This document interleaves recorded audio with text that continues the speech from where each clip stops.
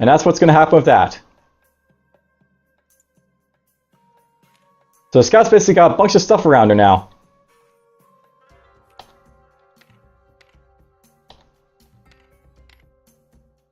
Did I move this up?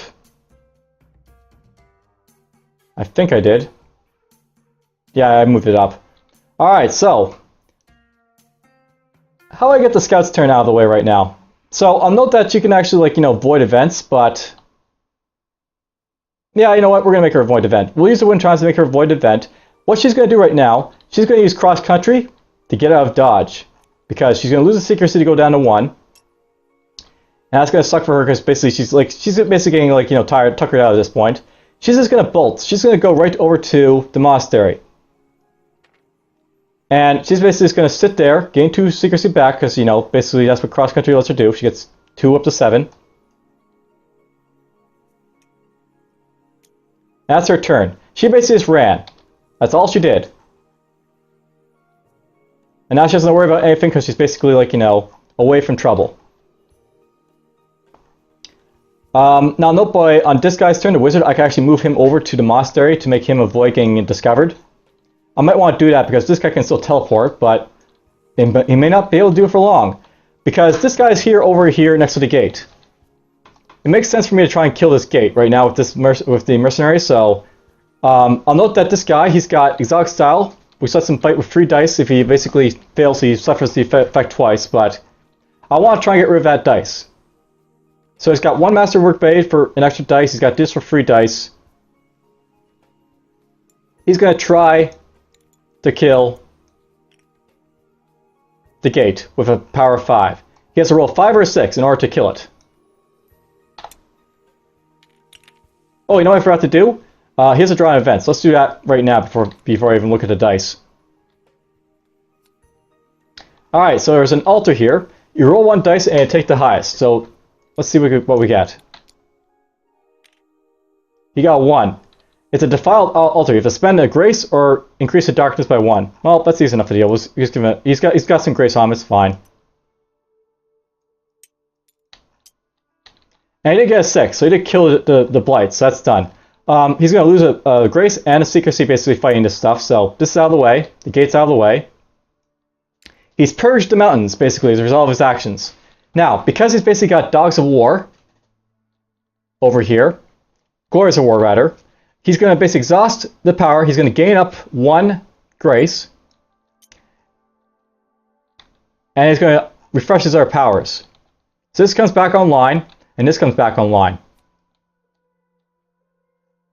And that's all I'm going to do with him. Basically, that's his turn. He's just going to, hang out there in the mountains, I guess.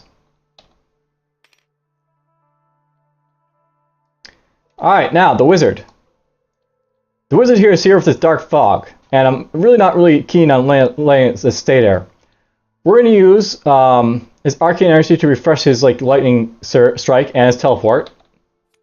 The wizard here. And I'm going to use 3 dice here to try and get a 5 to kill the dark fog.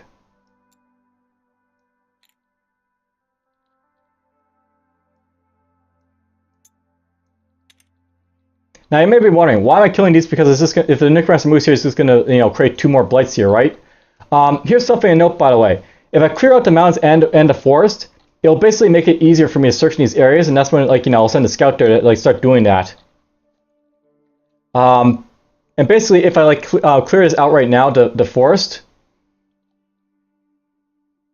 basically I can go to either of these places basically as a result. So I'll have 2 places to search.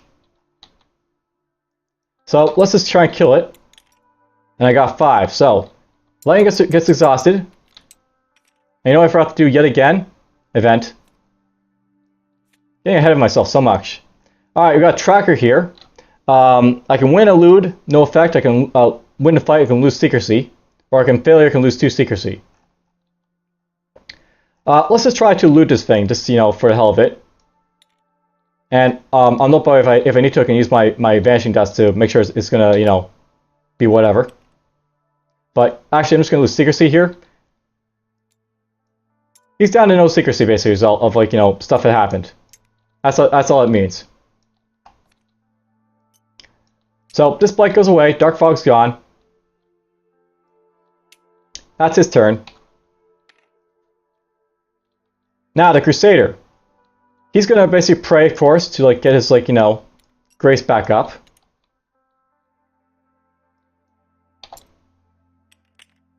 He got a 6 and a 5, so he gets 2 grace to go up to 4. And because he's in the monastery, nothing bad that happens to him, so that's fine. And that's basically it for this turn, so Necromancer goes up to 13. Now, the Necromancer can either detect the Wizard, who's at 0, so he's going to detect the Wizard, basically. I don't really need to like tell you what's going to happen really here. He's going to try and find a Wizard, because he's basically the closest, you know, he can't find... oh, here's actually something to note, by the way. He's going to try and detect one of these heroes, right? Actually, I should go, you know, do this a little bit easier. He's going to roll a dice and compare it to all heroes' secrecy.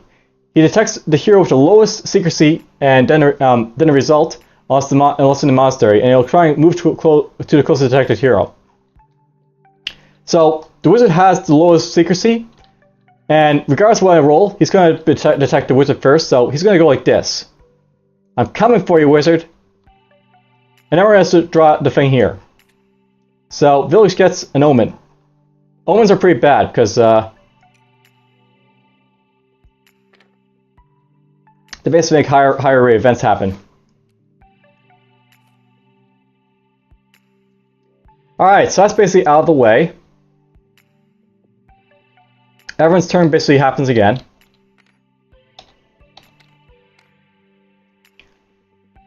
Let's see what I'm going to do at this point.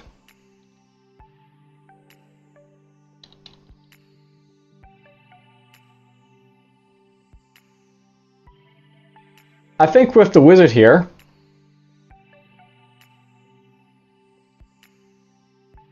he really needs to get back, you know, hiding somewhere, I guess. And I'm tempted to try and drag him somewhere, the Necromancer, so he, you know, doesn't try and do stuff.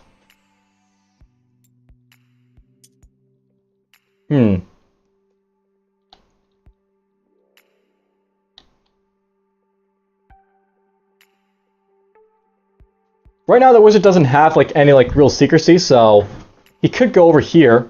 All he's going to lose here is secrecy at the Crows, but he's already lost all his secrecy, right? So he might go over here to the ruins to try and drag the Necromancer back this way. That's something I could possibly do with him. So let's do that. We're going to draw our event card. This is what's basically called kiting the Necromancer basically in this game. So we're going to have to watch out for this. Alright, so we have right now a darkness of 13. That means that we have to watch out for a scout. He has to evade a scout or he's going to lose a secrecy. Well, guess what? He doesn't have any secrecy to lose. So it doesn't matter if I win or lose this fight. He's just going to, you know, it's not going to matter. It's a no event. So for his move, he's just going to just like, you know, actively teleport, or not teleport, but just walk over to the ruins for his move. He gets him 1 secrecy, and that's all he's going to do. He's going to suffer the Crows, basically getting rid of his, like, you know, secrecy though. So he's basically down to no secrecy. So basically next turn, Necromancer is going to go be pulled to the ruins. That's all it's going to mean. Alright, so for this turn, and by the way, this got refreshed last time. I'll note, by the way, that, like, you know, the scout here, she should probably try to, like, you know, get her hiding up and, like, you know, refresh her skills and stuff like that. Praying won't help her because I don't think she can go above 5, perhaps. I'm not really sure. Oh, it's basically, yeah, it's up to default. She can only go up to 4 for, like, her, like, thing here, so it doesn't really help her to like, pray. Let's see here. What do her skills say? She can use escape routes. Basically, when eluding, when you hide, you may gain secrecy up to default. I think what we're going to do with her is we're going to make her hide so she goes up to 7 secrecy, and she refreshes all her skills. That's what she's going to do right now. She can't do anything else because, like, you know, all this stuff basically affects blights, right? Not really, like, you know, other stuff. Though she can raise the secrecy of other people as an action. That's something she possibly could do. Alright, you know what we're going to do with her? We're just going to make her hide. That's what I'm going to make her do.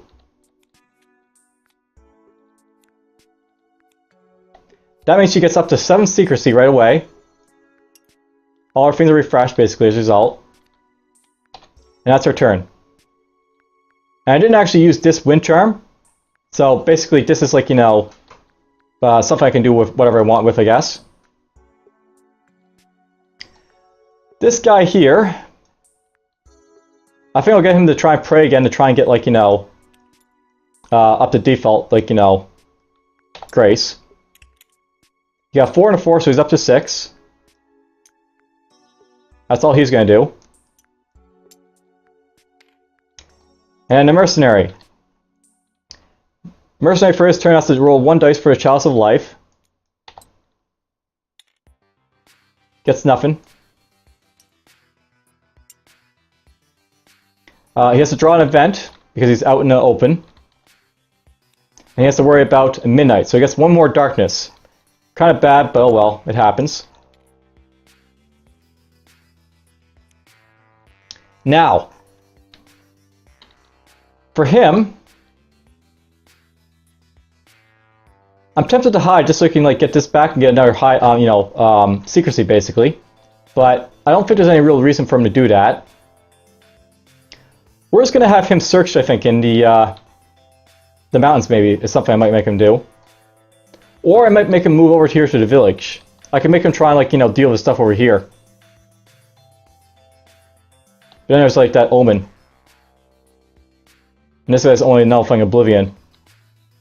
I'll have to change that at some point. The wizard's thing to something else besides Oblivion. Oh, wait, that is what it is.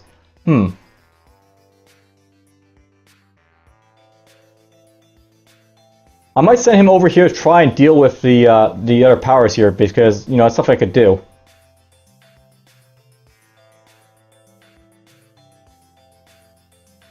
But you know what? No, we're going to make this guy stay in the mountains to try and find a relic. So he's going to try and do a search. And it's not going to be really effective with him, but sometimes he just might get it, you know. We'll see. He got 3, it's not enough to beat the 4, so... Here's stuff I know. It's easier to find things in the castle, but you don't find very good things like the keys you need to, like, get the holy artifacts. So you have to go to, like, the mountains and like the forest at some point to eventually get the keys you need to get the holy relics. So basically at this point, his turn's done. And that's it. Okay, so darkness goes up to 15. He's going to draw his dice. It doesn't matter because, you know, this guy's at 0. So it goes down to the wizard. He's going to create Blight. He's going to create a Shroud. That's not ideal because the Shroud basically protects the other stuff, so... basically makes it... I have to kill Shroud before I can kill the Omen or the Crows. Now, here's something to note. The wizard's been detected. So how about I show off what happens when you get detected by the Necromancer? So basically, right now, he has to basically deal with the Necromancer over here. As a result, basically being at 0 secrecy. Basically, if the Necromancer is present and your secrecy is 0, combat the Necromancer. So let's just do that. He has to roll dice to basically combat the Necromancer. If he rolls a 6, he'll basically loot him. And on those days, he can try and roll a 7, but he can't win against the Necromancer. He doesn't have anything to help him, so he's just going to try and roll 6, the wizard, to try and evade the Necromancer. And he didn't get it. Now, he can spend a grace, but I've got the Vanishing Dust here, remember? So we're just going to get rid of the Vanishing Dust instead. And he's going to take no damage as a result. Alright, now next. I could try and go to the swamp with this guy, the wizard. But instead of doing that, I think we're going to do it with him instead. We're going to make him search here in the ruins, because sometimes, you know, you can get good stuff in the ruins too. So let's just try and, like, take this dice. He's basically going to try and hold the Necromancer here in the ruins for a little bit, the wizard. He got 4, so he did get something. Okay, let's see what he gets. He got a Forgotten Shrine. So Forgotten Shrines basically boost up your grace. So he's going to gain 2, you know, grace as a result of that. He's up now up to 5. And it ignores the fact that, like, you know, you have like defaults. It goes past your defaults. So he basically has more grace as a result of that. Pretty decent. Okay, this guy's at full power. She's at full power. What I want to do at this point is basically drag the Crusader over here to, like, you know, the mountains with, like, you know, this guy's power. So she's going to go first. And I'm thinking that with her, we're not going to use the wind chimes at all. We're going to just carry that with us. So she's going to basically just take that with us, or take that with her. And she's just going to move over to the mountains, I guess, with her.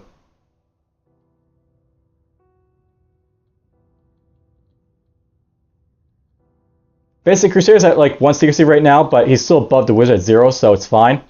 So she's going to go down here. And that's her turn. And she's going to hand this over to this guy in a moment to do his thing.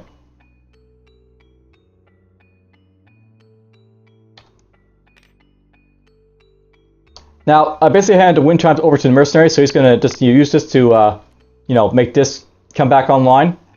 He's going to roll his dice. And he got 5. So he gets, like, you know, another grace to go up to 5. Now I gotta draw an event because, you know, gotta draw those where, you know, we're present. I could use this guy's power, but I'm gonna save it for now.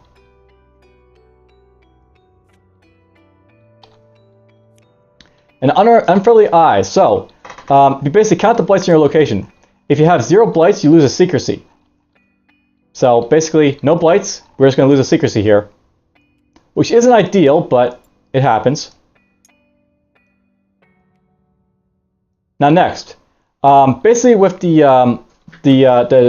what you call it, the mercenary, I'm gonna do another search of him, and he's gonna try and find like, you know, more stuff in the mountains again, or, you know, try and find, and he did. So let's try and find something good, decent this time. He is going to find a treasure chest, so he gets himself a power. I'm gonna draw it right now, and he got withdraw. So this is a pretty powerful thing. When you attack a blight and fail, you can roll 2 dice against the blight's might to try and run away. And basically, as a result, you don't lose any, like, you know, secrecy for attacking, which is pretty nice. Pretty damn nice at all. That goes right there. That's his turn. Now, the Crusader. Because I moved the Scout here, I do have Trailblazer, remember, so I can basically at any time move her here as a free action. So basically for his turn, he's going to move here as a free action. Now, because he's basically here by, you know, with the other guys, I'm going to make him, like, you know, draw another dice. And he's going to basically try to find something himself as well. He got 2, he didn't find anything, so his turn's done. And that's basically it for that turn. So we go up to 16 darkness. It's going to get bad when we get up to 20, but we're not yet there. Again, Necromancer's basically, you know, he's going to stay here in the ruins because the wizard's here. So we're just going to draw a map card, and we're going to make Oblivion, which doesn't do anything. Right there. Oblivion! Whatever. Alright, so. New turn. A new round, rather. Now, note, by the way, that this guy, he's going to get detected again by the Necromancer. He can't evade him this time because, you know, the simple fact he doesn't have, like, you know, Vanishing Dust. But he's still got a lot of health, so it's fine. Let's see what the wizard does. He gets a 4, so he's going to take a hit. So it goes down to 4 grace. But remember, he does have teleport. So he can actually, like, move away if he needs to. And I think we're going to do that right now. I think we're going to do with him. I could teleport him over here to the other guys because, you know, why not? But let's see here. He's currently at 2 secrecy. And he's only at 1. You know, technically I could throw him all over here to try and do a big search all at once. That might be something worth doing. Yeah, let's do that. We're going to use teleport. on the wizard to basically move him all the way over here to the mountains with these guys. That's his turn. So basically, he kept the necromancer there for a little bit. Now we're going to do a lot of searching over here. I could wait a turn to basically do a bigger search. And I think that's what we're going to do with like the scout's like, you know, power. So we're not going to use like her thing to do anything here. Let's see here. I want her to use her blind spots, I think, this time. So we're going to use her, basically, her actions to do what, you know, what I need to do.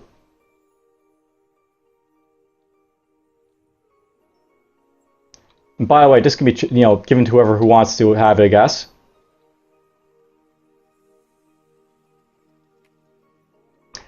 We're just going to draw an event card, I guess, for each of these three guys. I'm not going to use the thing just yet to, you know, cancel events. Or actually, you know what? I could.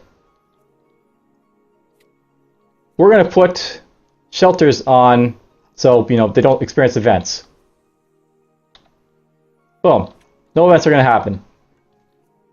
Now, for her next, you know, feat of, you know, brilliance, the scout, I want her maybe to use blind spots, I think, so she can start raising these guys, you know, secrecy up a little bit. Let's use it on the Crusader, I guess. Yeah, let's use it on the Crusader. We're going to use blind spots on the Crusader so that his secrecy goes all the way up to 7. Whoop! And that's the scout's turn. You basically make the Crusader harder to find.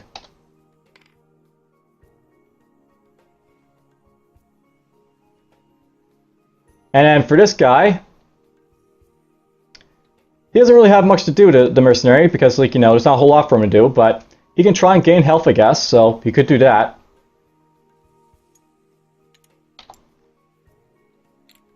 He doesn't get any health, that's fine. But you know what, we're going to actually keep that dice out because he's going to roll another for a search. Nothing happens, he's done. And then the Crusader over here, he can search as well. Why not?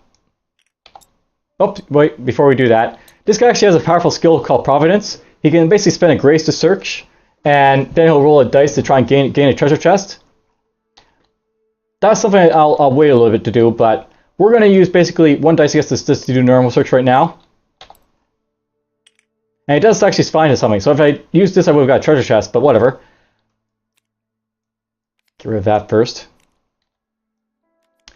So he's got a waystone. Not bad to find. Waystones basically are always nice to have.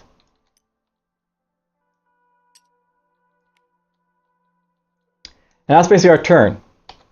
Now, the necromancer has to roll. Basically either...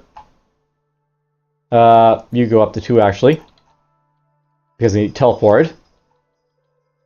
The necromancer has to roll a 3 or more to find these heroes. And if he doesn't find them, he doesn't find them.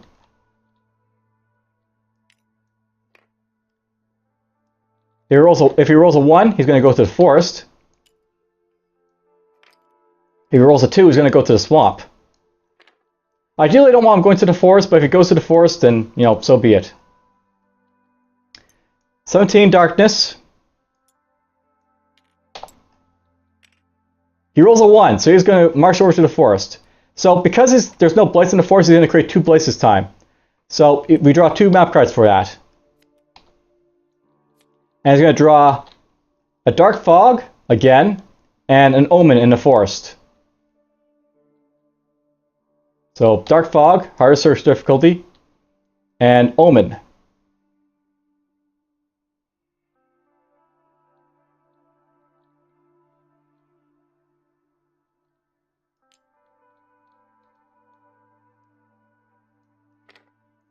Alright, so that's basically his turn. This all gets flipped back.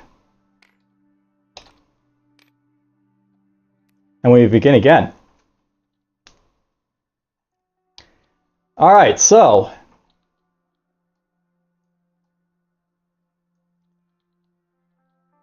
now I'm thinking that for this turn, we're going to give this over to her. And I'm not actually going to use it on the shelter here again. Because I want to basically use it on blind spots to get their, you know, these guys, like, you know, things up. Their, like, you know, their ability to hide. Or at least I was thinking that. I'm actually thinking it might be better to keep it on the shelter. This is to keep the events low so we can keep this search in peace. So let's just do that. We'll do this. That goes right there. And you know what? I'm going to use her to go first. So she's basically going to stay here. And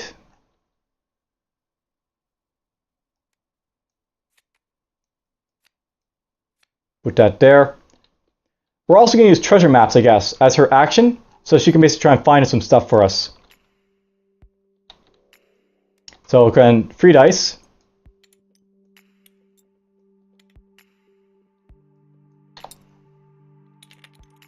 And we got ourselves a 6, a 2, and a 2.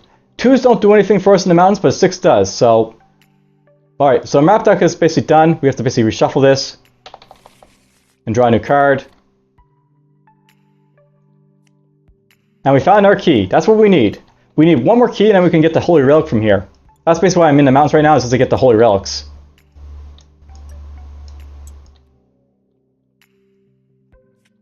So that's her turn done. Now, at this point, this guy, I'm actually going to give the chalice over to the Crusader at this point because it's more important for him to have the grace than this guy. Because this guy's got pretty decent grace at this point. This guy can roll 2 dice because, you know, of the scout's technique. So we'll do that. And we roll a 4, so we got another mountain card to basically draw. And we got ourselves in our treasure chest. This guy actually has quite a few powers at this point, so let's draw and drive for these other guys. We'll draw one for the Crusader. And he draws Zeal. When you gain one of your grace up to default whenever you roll 2 successes in a single fight roll. So basically, he can actually gain back some grace whenever he gets 2 successes. Pretty good. Pretty useful for him. That's it for that.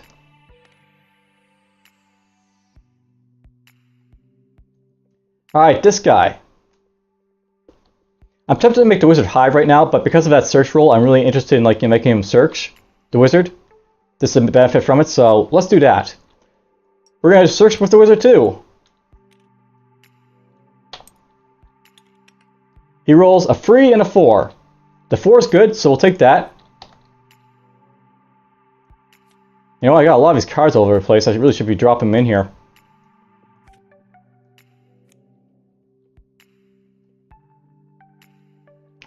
So, he draws a key. That's what we need. Now, because he draws a key, we actually have enough keys basically to draw the Holy Relic. He can't do it on his turn, but basically there's not enough keys in this place that this guy can draw the Holy Relic, and he can use that to fight the Necromancer if he wants to.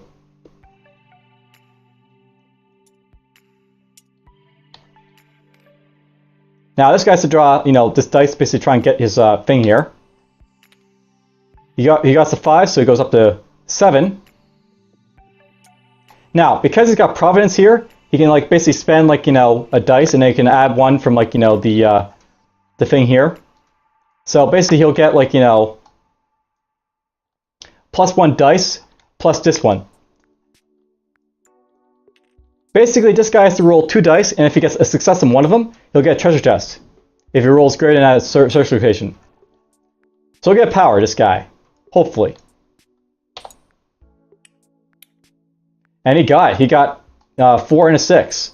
So we're going to basically spend a grace to go down to 6. This doesn't get exhausted, by the way, Providence, which is pretty nice. I just didn't want to use it with with limited returns. So basically at this point he's going to get 2 treasure chests because he basically rolled 2 successes, so 2 powers automatically for him. He got Angelic Guardian. He exhausts after making a fight or illusion roll to add 2 dice to that roll. It's basically kick gas basically if he wants to. Or he's got Resolve. He basically has a +1 dice to fights.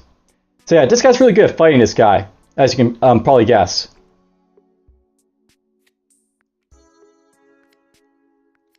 Alright, let's see what the map cards are going to do for him, because he might be able to get more powers. He can get a key and a Stardust, so he gets another key. Not bad. And he also got Stardust. Stardust, I think, helps you reduce darkness, I think. Yeah, you reduce the darkness by 1. That's always beneficial to have around. 18 darkness.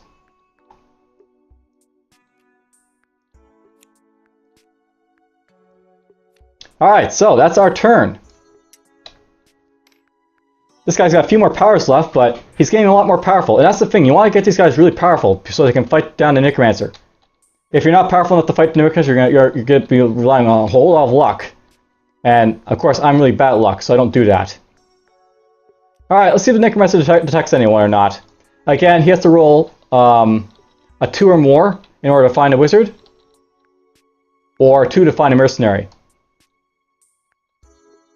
If he rolls basically like, 1, he'll go to the village. If he rolls a 2, he'll go to the ruins again. If he rolls 3 or higher, he'll go to the village. Basically, if he rolls anything but a 2, he's going to the village.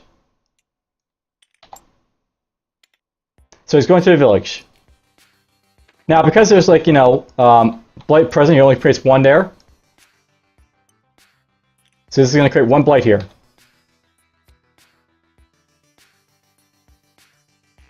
So in the village, he's going to create zombies again. He really likes creating zombies in the village, doesn't he? I guess he knows. I guess we know where the zombies are coming from, though. Unfortunately. All right, new turn.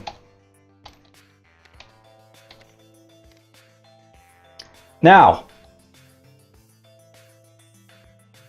unfortunately, because this has been exhausted, it's not going to help me too much to have the scout do the thing again. And I sort of want to keep the events like low for this person.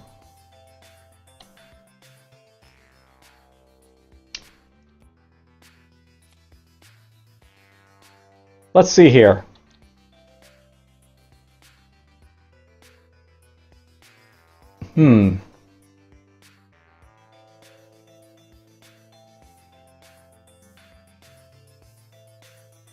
Searching is pretty important, though, just to throw that out there. I'm actually wondering if I should, deal with the events as they come. Just so we can get more search results. And you know what? I think I'm going to chance it. We're going to take treasure maps this time, so she's basically going to suffer event. All these guys are going to suffer events now. Let's see what happens.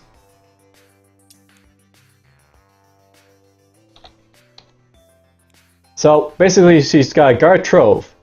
If she wins this fight, she loses secrecy, and she has to draw a search result. If she fails the fight, she fail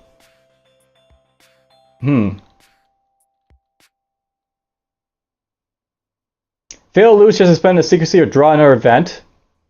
Win the fight, or win just to Okay, so I can either do a fight or I can do a secrecy draw for this one. If I fail a fight, I take a damage. If I fail a loot, I basically take that. I think I'm gonna try and elude him because I'm a scout. I might be able to steal something. Let's see here. I get 1 dice for elude, and I have to add 1 to it. So basically, I have to roll a 5 or higher, basically for the elude. And I get 1 plus dice when eluding. So at this point, we're actually going to bring a colored dice over. Here's something I know about this game. Basically, this is only going to matter for 1 dice. Basically, one of these dice I'm going to roll is going to have one add to it. So this one, I have to roll 5 on it. This one I have to roll 60 as success. That's basically what the this basically means when it says add 1 to the highest die.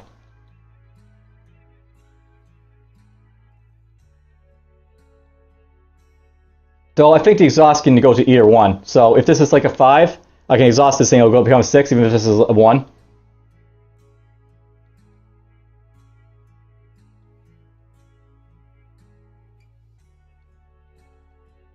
Alright, so let's just see how this goes. We're going to try and roll. If this becomes a 5, I basically beat it. If I get a 6 here, I beat it. And I'll basically get myself a search result, but I'll lose a secrecy. We beat it! Alright, so we're going to lose 1 secrecy. But I get a search result as a result from that. That's really nice. Nice event. And we got ourselves another key.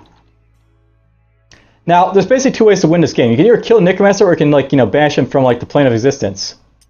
I got enough keys to get the relic here, which is, part of what I need to do. But alternatively, if I want to, I could try and like get like, you know, all 3 of the relics here into the monastery, and then I'll win that way. Okay, this is basically good. You can go back up here, colored dice. And that goes back up here. Alright, so it's her turn. We're going to do the search again because, you know, I like my searches. I'm doing quite well with them, apparently. There's another search. And we got Forgotten Shrine, so she gets 2 grace go up. Put that there. And that's her turn. Alright, so the rest of these guys. I'm going to have the mercenary go next, I guess. So he has to draw an event, because I, you know, opted to have the events happen this time. And we got a haunt. So you compare it to his secrecy. He's got only 2 secrecy. He's got to deal with phantom. And if he fails this, he loses a turn. Now, on Notebook, he can fight it, so that's what I'm going to opt to do, because, you know, I can basically prevent the, you know, that from happening. We're going to use 2 dice.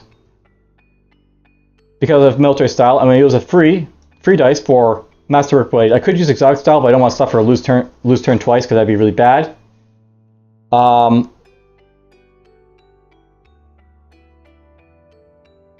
So yeah, we're just going to roll 3 dice to try and evade this, or kill this rather. This haunt. We got a 6, so it basically has no effect. So nothing happens with that event. Now, let's make this guy do a search. So he's got 2 dice to roll. He gets 2 search results. Awesome.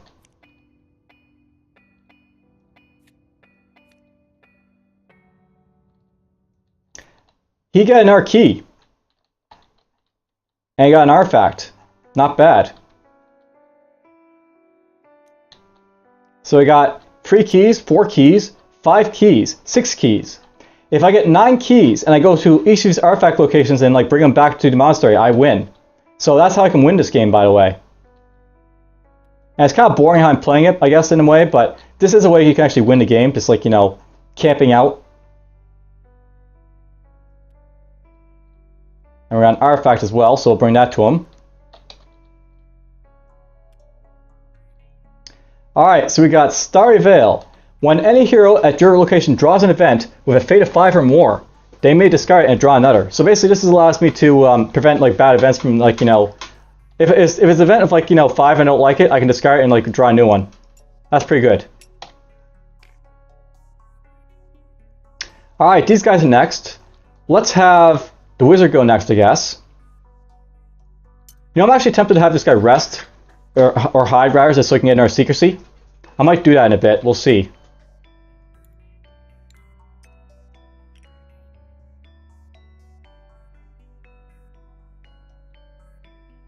Oh, you know what? Ignore those 6s. I gotta draw an event, of course, for this guy. Upheaval. Remove all blights from your current location and create equal number of new blights. Well, we're not going to worry about that because there's no blights. You know what? We did get 2 6s. You know, you saw those 2 6s drop there, even though I said, like, not happening. I was going to take the two search results because, you know, we're doing quite well. It'll just make the game faster if I, like, win it faster, right? We got Forgotten Shrine and a key. So, another key. And he goes up by 2 grace.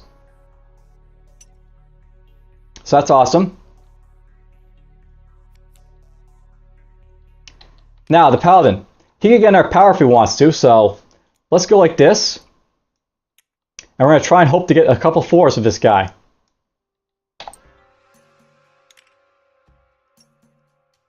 He only got 1, so he draws 1 power. And he got Radiance. 1 negative darkness, you roll a 6, not a 7, while fighting the Necromancer or attempting a quest. Okay, so basically if this guy rolls a 6, not a 7 against the Necromancer or attempting a quest, he reduces darkness by 1. That's pretty, it's not bad, but it could be better. There's better like, you know, powers than that, you know, that this guy could have. Just to throw that out there. He did get our treasure chest though, so let's draw another power. And he got Defiance. This is good. This is a good one. Whenever you fail combat, you may spend 1 secrecy to gain 1 grace. So basically he can like spend his like, you know, secrecy to gain his grace back.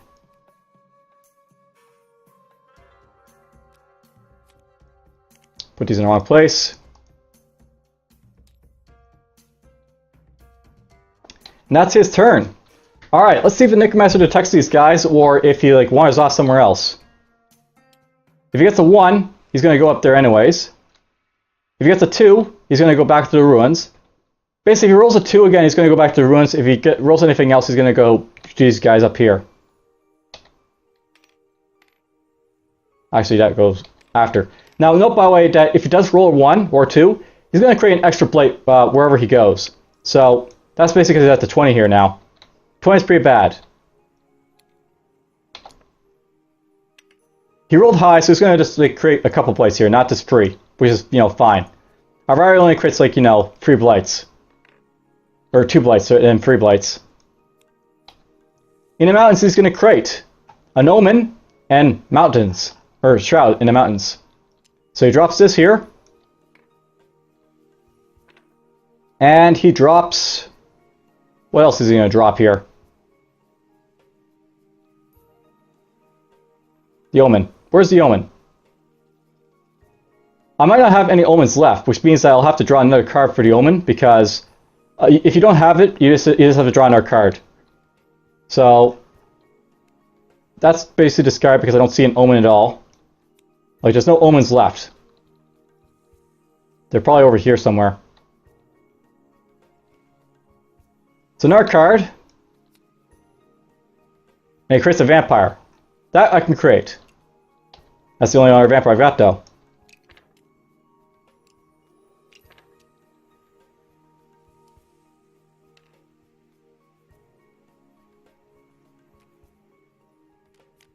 This goes back over here. This gets unexhausted.